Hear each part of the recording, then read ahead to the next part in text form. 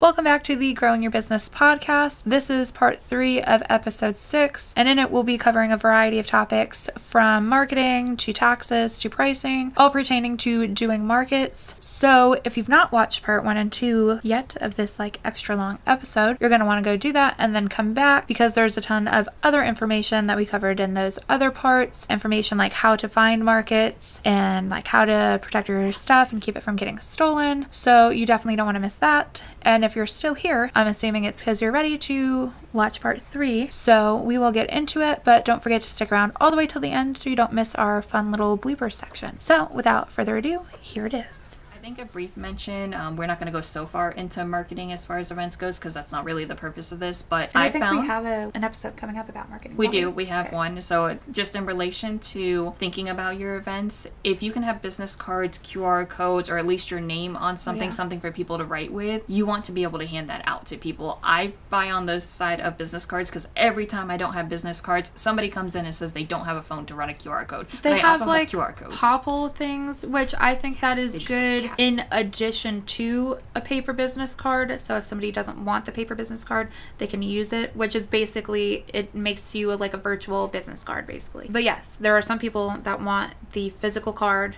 There are some people that are not going to have their phone on them or be too young or too old to know what a QR code is or what the popple thing is. So always start with the basics and then add to it from there if you want to. Don't do that instead of, because business cards are still very much relevant. And I know that we're going to have a whole conversation about it because it's a big debate in the communities on whether or not you should have business cards. Is that a debate? It's a debate. Because I didn't cover that in my video, but I just finally filmed that video about the 5 things that are potentially making your setup look a little bit more amateur, and that could be costing your sales. And one of them was not having business cards, because how can you call yourself a business if you don't have business cards? And again, this is not to say don't do your first market because you don't have any, but these are the kind of things I don't want to be discouraging, but you don't make a lot of money in your first year in business, even if you're making a lot of money at events, because there's stuff you're going to need. I feel like that's something that you could research too, and you will notice that statistically you really don't make a lot of money, and it takes a while to build up that traction. I think they say the first 2 years in business, you're doing good if you break even,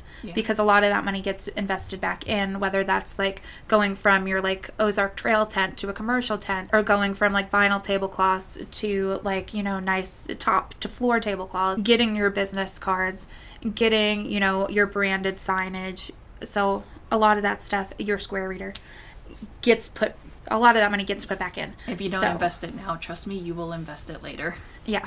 If it doesn't happen now, you'll invest it later. Save about $20 pocket cash so you feel like you did something, and then go spend that money on your business, because that's really how you grow your business. Save your money for your taxes, though. Don't forget to put your taxes. Okay, don't spend 20% for your taxes, $20 for yourself, and then the rest of it pretty much goes right back into your business. But that's okay, because pretty much all of that stuff is going to be a tax write-off too, so and if you wondered if you get the same endorphins buying for your business as you do buying for yourself, the answer is yes. 100%. Yeah. Oh, yeah. I love it. I love it. And then too. I can justify, I didn't buy myself this. I bought this for my business. It's important. I use business funds for this, so that's why it is. And I mean, that stuff goes straight to my husband. We get packages, and he just literally puts the stuff in my office. I'm like, that wasn't even for the office. You'll just literally anything. He's like, I just assumed it was for the office. You buy so much stuff for your business. Yeah, well, I need it. It's not my fault. You'll see a lot of it in my videos, I bought this crochet book for my business. Oh, I have 3 helping metalsmith books just because I wanted to do the projects in them. That's cool. Yeah. And it builds skills, and that is kind of for my business because I did a review on it for my YouTube channel, and that video is making me money. And I got to have a lovely chat with All From Jade. Jade, the writer of the book. Her business name is All From Jade. Yeah, I guess we'll show it. Another shameless plug, if you want to buy this from my Amazon link, I'll get a couple of cents on commission, and it is a lovely book, and I'll link to the video about it because it is very good. And the author makes money too, which was the goal of her writing the book. Yes. She gets majority of the funds. I will get about 4 whole cents. But it's good. It adds up. And I've helped her sell 8 copies of this, so I feel like I'm doing good.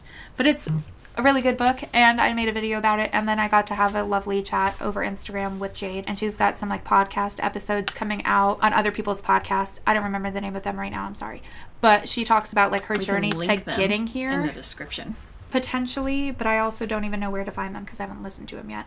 Okay, and I don't think her episodes are out yet because she's going to be posting on her social media. So I will post her social media so you can follow that. Okay. But it's all about her journey, like getting to like write the book, which I think it personally is really cool because I looked at this both from the perspective of like a crochet person that likes to crochet and a business owner. So I really wanted to like know her journey there. It's lovely.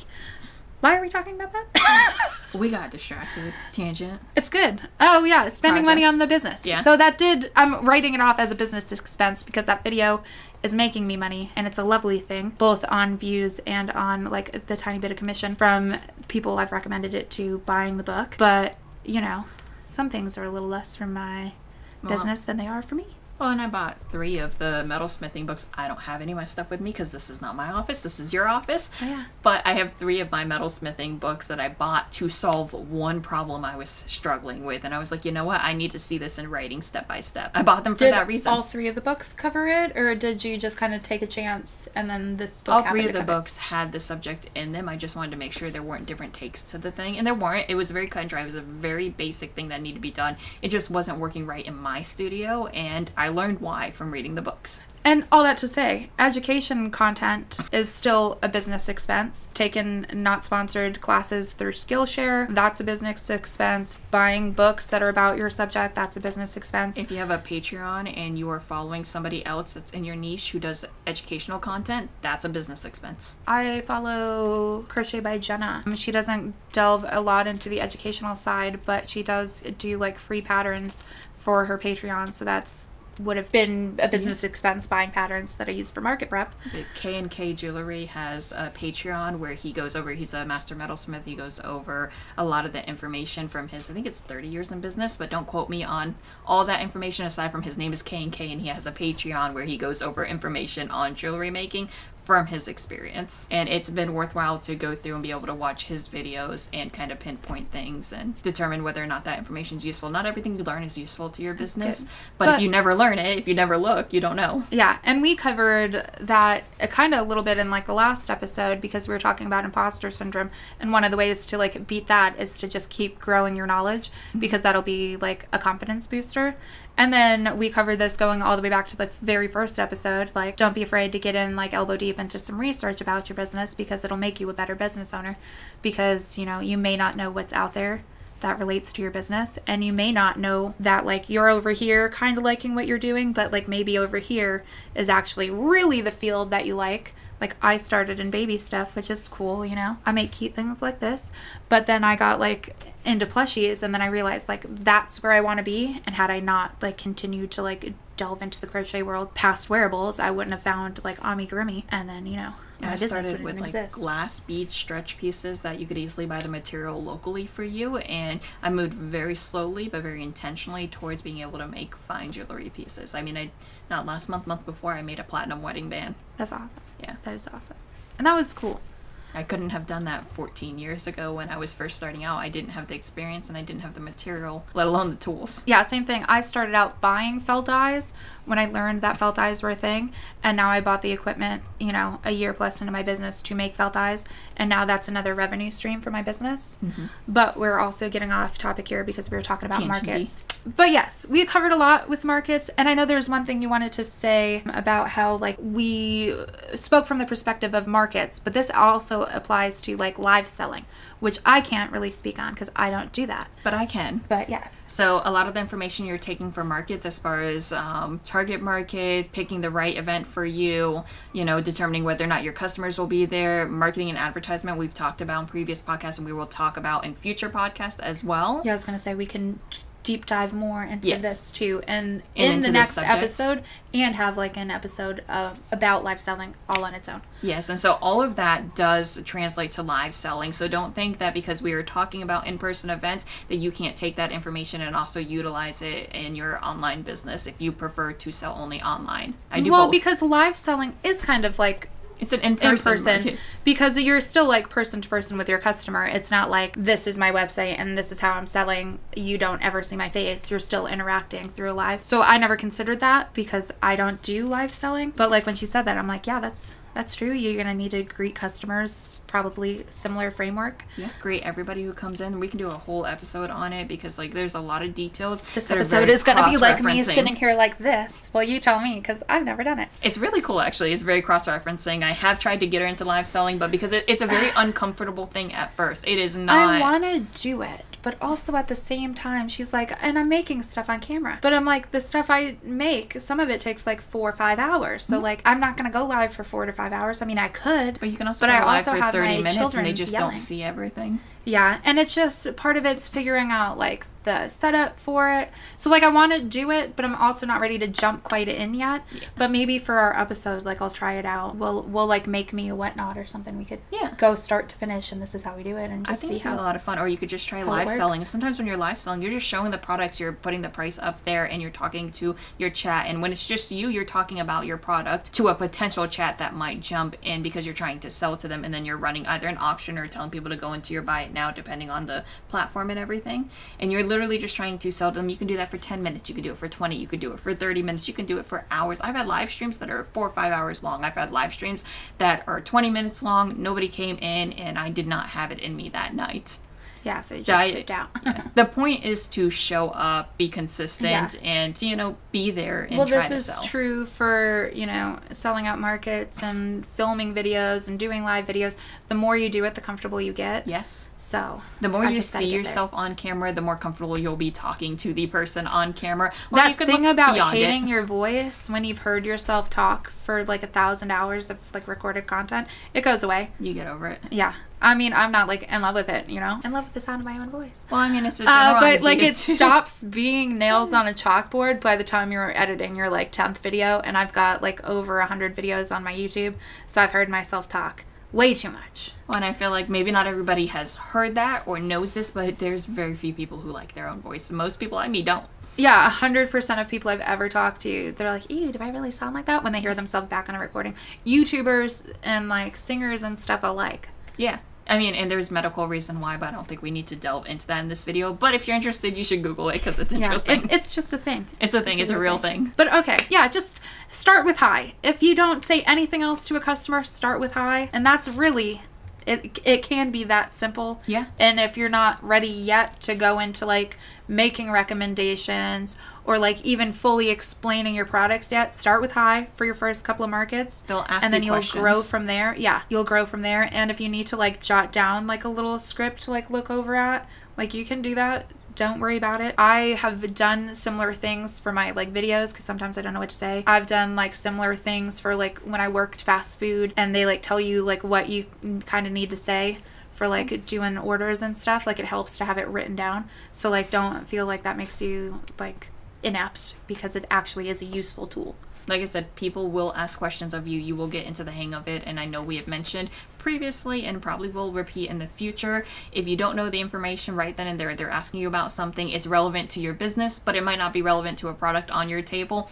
You can always get back to them with information. Yeah. Just because they asked you right then and there does not mean you need to have the answer ready on hand right then and there. This is not a test. Of course, in a perfect world, it would be nice, but there's going to be something somebody asks you about that like, you don't know off the top of your head. Can you make whatever? And I'm like, I literally don't know what that is. So maybe. I got asked if I could make little figurines that can sit on a desk the other day, and I had to think about it for a couple minutes and be like, I can. I explained I haven't done it before, but I can do so. And I had to think through the process in my mind because they're not things that I'd be able to make ready-made or have the parts brought into. I'd have to make my own silicone molds. I'd have to do the whole process because they want them in the solid metal. I had a guy ask me, and I'm not sure, and I hope this isn't like offensive terminology or if I don't know if this is like correct, like culturally, but he wanted, you know, that kind of hat that the Kung Fu Panda guy wears? That's like a straw hat, but it's like wide brim. Yeah. So he used whatever that term for that hat is, and he said, I want like a ninja made with like a samurai sword and like that hat. And I'm sorry if all those things don't go together. I'm like assuming like sushi is Chinese food kind of vibes. I don't know, but I'm like, maybe. I've never done it, but like if I go to the Google box and I see a picture, there's a chance that I'm going to be able to duplicate it in some way. So yeah, don't feel bad because somebody's going to ask you about something and you're going to be like, You know, I don't know what you're talking about. I can picture what he's talking about, like, very clearly, honestly. So. Yeah, and it was cool. I did give him a business card. He did never get back to me, but I'm like, well, if we're talking about, like, accessories, like, this is getting a little bit spendy here, because he wanted, like, a full, like, removable sword kind of vibe. Hey. And it would be cool, but I'm also going to try to, like, price that well, because I literally just made an order for free / I lost, like, $16 on it, and I don't love doing that. And I know... if we haven't talked about it already, in the future we will probably talk about pricing, because it is a very big controversial topic that we have very similar feelings about, honestly. We have dabbled into it, but yeah, we there's different takes on it about how to price, how much you should be pricing, what should be factored into your price, because most people are just like materials. I see it so much in the crochet community. Just do materials times 3. All of my yarn, this is 6 cents a gram. Yeah. The worsted weight's 3 cents a gram. So if I did just 3 times like the cost of the materials, you wouldn't even make $1. I'd make like 50 cents. Yeah. Get out of here.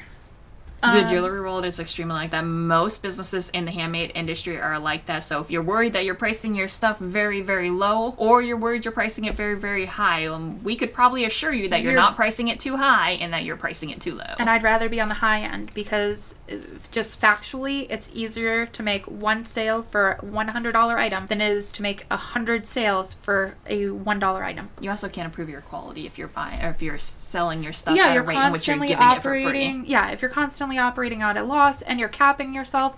I had this whole tangent one day, and like, people will die on the hill, I cannot price higher, with all the while refusing to price higher, and they're swearing they're so profitable. And I'm like, I literally just mathed out your whole business based on the information you gave me. You can only make one $50 top a day.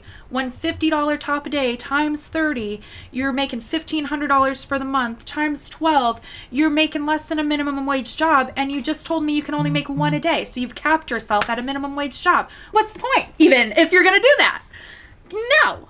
Get out of here. And as you can see, she gets very much inflamed about this subject. She's not alone when I'm talking about it. I also get inflamed about it. And I think I remember having a similar conversation with you when you were making jelly and jams. Yeah. I remember having that conversation with you. Well, because I was getting worried, because I'm like, everybody on this Etsy is selling jam for like $3 or $4, and I'm over here, my jam's $11. But when I mathed it out, that's the only way I was making money.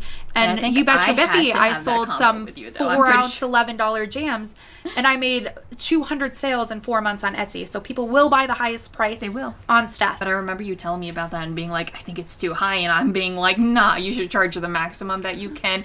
Respectfully, I'm not telling you to overprice people. I'm saying respectfully, you charge what you're worth. Yeah, and I'm not getting, and I promise you guys, I'm not getting mad at me. I'm not even getting mad at you, but I'm just getting mad that you don't see how much of like a hindrance you're creating for yourself. And if you want to like have an average business, like, I guess, okay, but like, why would you want to not shoot for like the stars here? Like, that's part of being your own boss, is being able to do what you want, but you're limiting what you can do when you underprice. I assure you, if you're selling your crochet pieces for $70 or $80, you're not going to become a multi-millionaire. It's still worth it for you to sell your pieces so that you're making a profit. Yeah. If you're selling your jewelry pieces for $200, $300, $400, $500, you're not likely to become a multi-millionaire, at least not overnight. It's still worth it to price what you're worth. And you are worth the amount that your formula that hopefully you have calculated. You're worth that amount. You put that time, that effort into it, you put the work into it. At the bare minimum of skills, you're still worth it.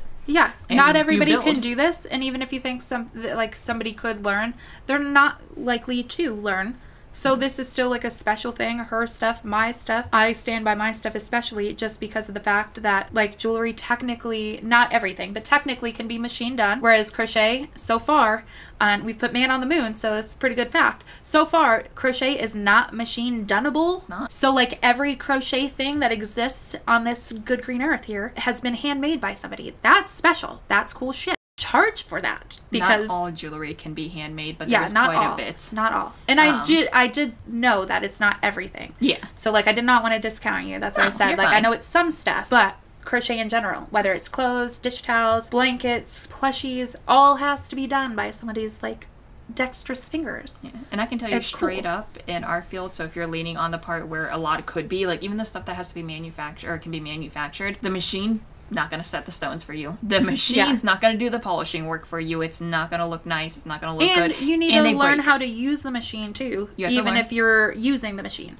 And they break the manufactured things that they are producing hundreds of thousands an hour and they're sending out to all of those major retail stores. They break. I worked in a fine jewelry store in a small business that got those pieces on the daily to repair. Yeah, somebody's stone fell out of their beautiful, $1,500 wedding band. Happens all the time. Literally happens all the time. That's what jewelry insurance is for. It's affordable. You should do it. Yeah, always, it's something like that. Always get insurance for it. I'm a little iffy on insurance for various things because I kind of think it's a scam. It doesn't really benefit me, but jewelry, that's one thing.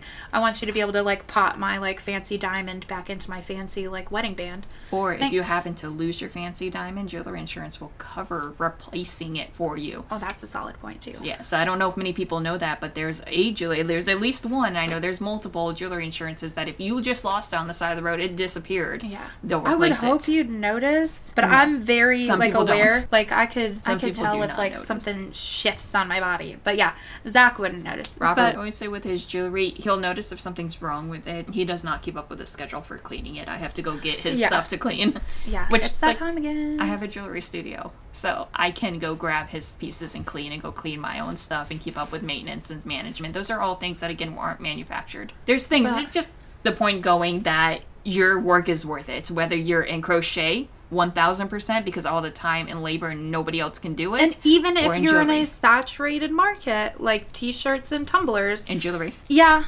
Well, you say jewelry, but also I've been to a bunch of events and I've not seen, particularly in your category, other people. I know there's other types of jewelry, but I very rarely see any stuff that's actually full on similar to yours.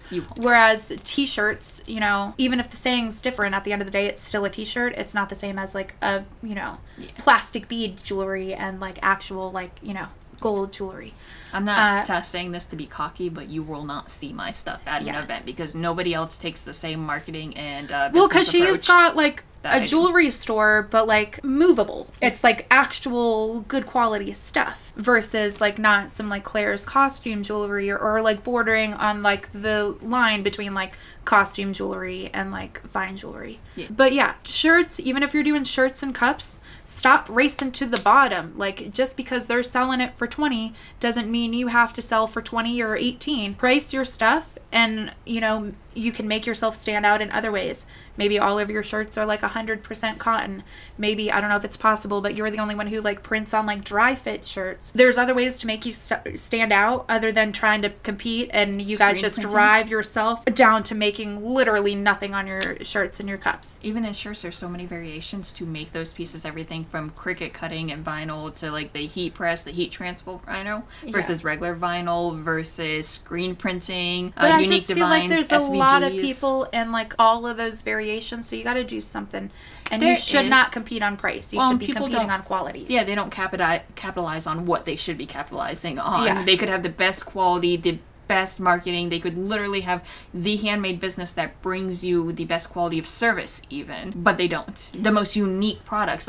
You could put anything on a shirt. And a lot of people get really confused because they're okay, well, this is the top t-shirt seller on Etsy. Their shirts are only $20, so I have to do that to be able to compete with them, not realizing they've grown their business, so now so much of it is machine done and streamlined. They're not putting as many man hours into their product as when they first started, so they get the benefit of selling at a slightly lower price point. But let's be real, I've bought shirts for $5 and I've bought shirts all the way up to $60 for a t-shirt, so there is plenty of field to play with in there. You just have to make sure your $60 product is actually worth $60. You know what I'm saying? Plus, you never know when somebody might buy something because of the place and the time that they're at. Yeah. They need a gift and it doesn't souvenir shirt. Yeah. You don't know. I mean, even when it comes to the bigger businesses, I walked into Target, I needed a bathing suit, and I paid the extra money that Target charges for a bathing suit versus going to Walmart. Because I needed one then and there and I was at Target. So it's opportunity too matters you know. But all that to say is, just because you're in a saturated field, because I hear people say that all the time too, don't compete on price. Compete every other area. Don't compete on price, because you don't know their like setup and how many man hours they're actually putting in, and you should still be making money. Compete on other things and make sure you're getting your worth out of your product. And if you're only making like $1 or $2 out of your product, you're probably doing it wrong. And I don't want to be rude, but like, I think you can make more. Pricing doesn't sell your products, you sell your products. Yeah. It's nothing to do with how much it costs. I don't like bar soap, and I buy bar soap from my good friend who makes bar soap, like lye soap, which, by the way, that's a whole project there, lye soap. It's got a cure for like a month or two, or like 2 weeks to a month. I looked into it and I was like, that sounds like a lot of work, not for me. But I buy this product that I think it's good, but I don't love it, but I really like her, so I buy her soap. I'm almost out of soap, and I'm gonna buy more from her. It is pretty good soap. Bars of soap, I feel like it almost always leaves that like little bit of like dry tightness. Hers is like very minimal, and it's like only for a second, but I just think that's like the nature of that kind of product. But it smells so good, so I like it. I like it. But I also mainly buy because I like her name's Katrina. So we want to wrap up, and this was the episode on what you need for events that we got a lot of tangents for, but and I think I'll leave it in, so consider this like an episode plus. We'll see. I mean, I think we really could leave it in. Yeah. Markets be like, this is their special, like, holiday, 4th of July. Like, you get bonus content. So it'll be episode plus bonus content. Yeah, you pretty much get to see all the tangents for it. Yeah. We'll trim it down some, obviously. You do the wrap up. I'll keep tangenting. Thank you for coming to our TED Talk. We'll see you next time. Good night. I think TED Talk's copyrighted. I don't think you can use that. Thank you for coming to my Jacki Talk. Wait, let's combine the letters. No. Rebch. Jeez. Jerry. Thank you for coming to our Jerry Talk. Yeah, something like that. Becky, Jacki. What can we do with that? Because I know you get called Becky a lot. Why is that? You don't seem like a Becky. It's a nickname from when I was a kid. Yeah, but do you like it? Yeah. Because it doesn't. I feel like it doesn't work. Because I introduce myself as Rebecca now as an adult. But as a kid, I always introduced myself as Becky up until my teenage years. But then when I went into the workforce, people read your name. Yeah. Wasn't worth it. Speaking of people reading your name, and we'll cut this out. One time I worked at the good old McDonald's, and I've got a long first name, Jacki Lynn, Jackilyn, but they always do like last name first, and I got an even longer last name. So it cut off at Jacki, Jackily, and I swear to God, my manager for like 2 months thought my name was Jacki. One day I was like, I like heard it, and I'm like, what did you just call me? And he's like, Jacki, right? And I'm like, no, Jacki Lynn. And he's like, oh, that makes so much more sense. I'm like, yeah. Whose name is Jacki? Like, what are we doing here? I mean, names are kind of weird lately, though, so I could understand why he wouldn't have asked or, like, checked in. I can understand him specifically because this is a very, like, large man, and he went by the name Betty. Okay. Not sure why, but he was just Betty. That's the name. Good old Betty just thought my name was Jacki. And I'm like, no, fam. It's not. Oh, so it's good. Okay, now you have to actually do that. Yeah. So we're gonna stop it here because we've gone on like a bunch of tangents, and usually we would cut this out. So I just want to let you guys know you're getting some like extra special bonus content, and we'll just call it, because today is July 4th, so a little holiday treat for everybody. And yeah, thank you for coming. Happy 4th, and would you like to say anything? Thank you guys for coming. We will see you next time when we are talking about... What is it? That's your video, Daddy. Yeah, I don't remember. I don't know. I think it's demographics, but maybe not. So we'll see you in the next one. It'll be business related, whatever it is. I think it's demographic related because it kind of piggybacked off this, but I don't know. We'll see. We'll be surprised together. But anyway, thank you guys if you're still here, and we'll see you in the next one. Bye. Bye. Does that seem to have helped? Not really. Okay. It could be worse. Thoughts? Yeah, it's okay. That's fine. Do you start or do I start? I don't know. Did you start? I think you started it, but like... So, welcome to the Growing Your Business podcast. Right? Yeah. And something like that. I was asking you. Oh, yeah. Well, that's what it's called. So something like that would be good. Hi. An MLM meaning multi-level marketing. That's the one. Zach could like leave a kid out of the park and be like, what? I think I had to when I went. Have to take that out of the video. No, I'll leave it, but just let you know, he wouldn't leave a kid out of the park.